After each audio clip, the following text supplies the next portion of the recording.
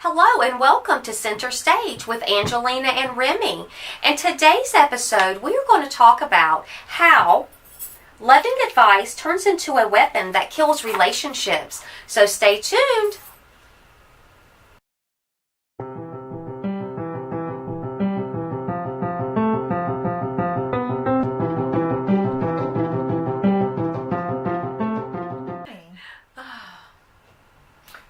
Welcome back to Center Stage with Angelina and Remi. And we'll jump right into this topic. You know, when I first came across this, it really stood out, and because I'm like, you know, how would it ever be possible for loving advice, you know, for it to turn into a weapon? And so it pulled me in and made me want to read it. Yes. And what I found out is that I'm guilty of this myself, and there are many people that are, and so I think it's something worth sharing. Absolutely. And so again, the title of this article is How Loving Advice Turns into a Weapon That Kills Relationships.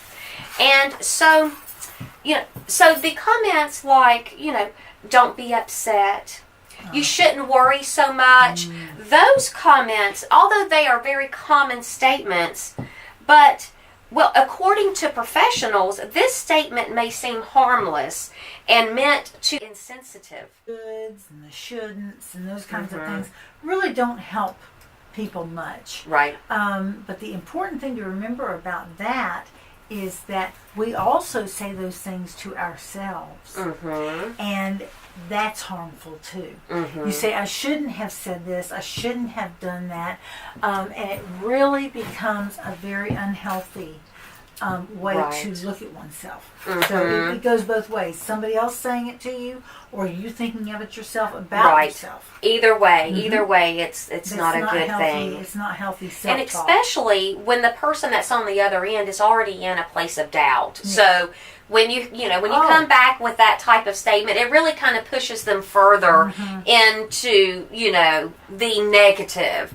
And so it's, you know, and lack of support leads them to question even the feelings that you have for them, and which has nothing to do with the situation that's going on, but it can make, you know, your friend or your loved one, your spouse, you know, to question what, you know, or how you feel of them.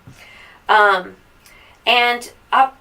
it also went on to say that that people share their most inner thoughts with someone that they trust, and that makes them very vulnerable. And absolutely. So when someone, you know, is that feels comfortable enough to share, you know, things with you, you know, you don't want to come back with things that, you know. It is the stronger the relationship, the more it can hurt. Difficult. And so one of the examples that they listed in the article is like, say you say to your spouse, I tried to help a friend out with her housework because she is sick, and now I'm just exhausted.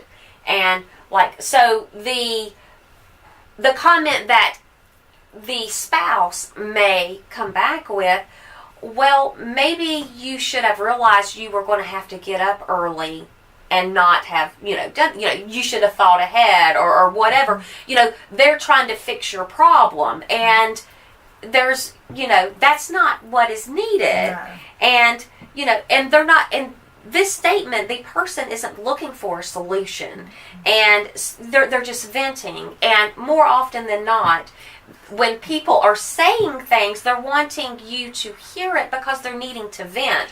They're not wanting you to have an answer for them. They're not needing, you know, you to find a solution because they already know their solution. That's right. They don't need validation. That's right. They have made a statement that makes sense. It describes how they feel. The only really good comeback for something like that would be something like, well, I know you're tired, but you did the right thing. But that was awfully sweet of you to do. And, you know, why don't you just take it easy this evening. Right. Anything like that. Now, those are kind of validating remarks, but I mean validation in that, you know. I mean, and why not just say, well, then you really need to rest now? Yeah. I mean, just, That's right. That's acknowledge that you heard what the person said. Yeah. You know, I can hear you are tired. Well, then you really need to rest. That's right. And encouraging them to take care of themselves. And and wanting to, and they went on to say that wanting to fix problems are natural. Help and support are not meant to be offensive, but they are sometimes internalized as being a defensive statement. And so, example comments, or these are some other example comments that they listed in their article, is you shouldn't worry so much, and I've heard this one quite often in my little life, but from now on, I'll handle it. And you shouldn't feel that way. You should just, and then whatever we try to stay away from should and shouldn'ts because they're really not helpful. But I did misspeak a minute ago. I have to correct that because some of the remarks that you would hope they would say are probably somewhat validating. Because if you say to me after I'm tired and all that, and you said to me, well, aren't you glad you really did the right thing?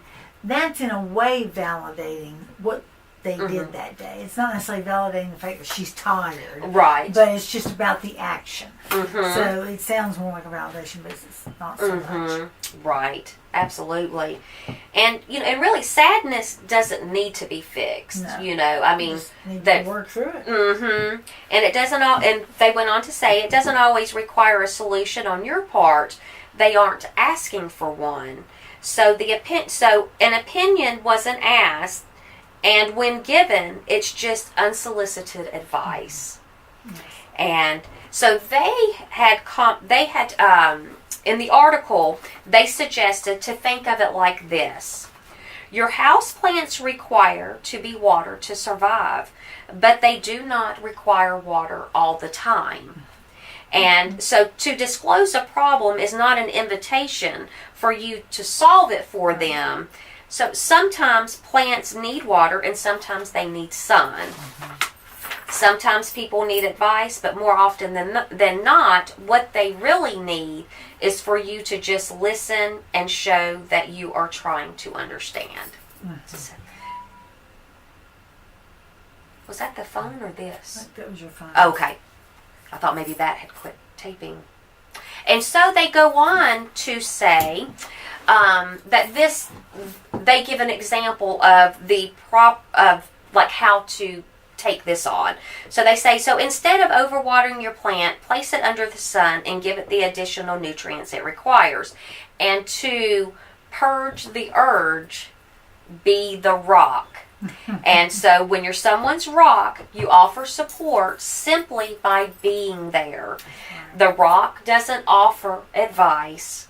The rock offers a place to rest until the person is ready to go on. And then they list 2 tips. And the first tip is give reassurance through body language. And sometimes that's all that, so if it's not a situation where you're on the telephone, if it's a face-to-face, sometimes just, friendly body language can be enough. Let the person kind of vent and do their thing. And then, number 2, validate their feelings. Instead of saying, I know exactly how you feel, it's hard. Say instead, I can never understand exactly how you feel, but I can see that it's very hard for you. That's very valid. That's a good way to put it. So in turn, you are expressing validation without being belittling or condescending. And so go be the rock, not the rainstorm. There you go. Absolutely. Well stated. Absolutely. Yeah, I thought that was that. I really enjoyed reading that article. So if you guys would like to, I will link the website in the description below if you want to go back and read it and review it. But it was from lifehack.org. So very good. Well, thank you for being here with us today. And please like and subscribe, and we'll see you next time.